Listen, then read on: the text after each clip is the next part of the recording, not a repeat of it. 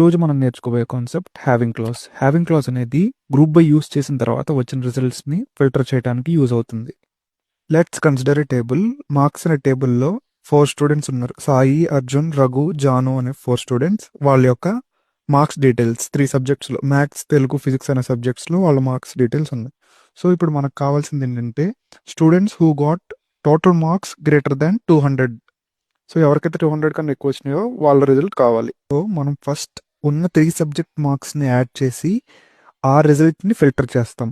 Like maths, Telugu, physics marks మూడింటిని add చేసి తర్వాత ఫిల్టర్ చేస్తాం. సో ఫస్ట్ అగ్రిగేట్ చేసి తర్వాత డేటాని ఫిల్టర్ చేస్తున్నాం కాబట్టి ఇలా డేటా అగ్రిగేట్ చేసి ఫిల్టర్ చేసే కేసెస్లో హ్యావింగ్ క్లాజ్ అనేది మనకి యూజ్ అవుతుంది.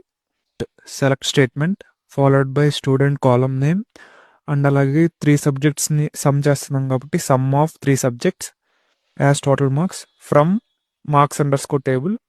స్టూడెంట్ అనేది నాన్ అగ్రిగేట్ కాలం కాబట్టి గ్రూప్ బైలో మెన్షన్ చేస్తాం. Group by student. మనకు కావాల్సిన కండిషన్ గ్రేటర్ దెన్ 200 కాబట్టి having some of 3 subjects greater than 200. ఇప్పుడు మనకు కావాల్సిన రిజల్ట్ వస్తుంది.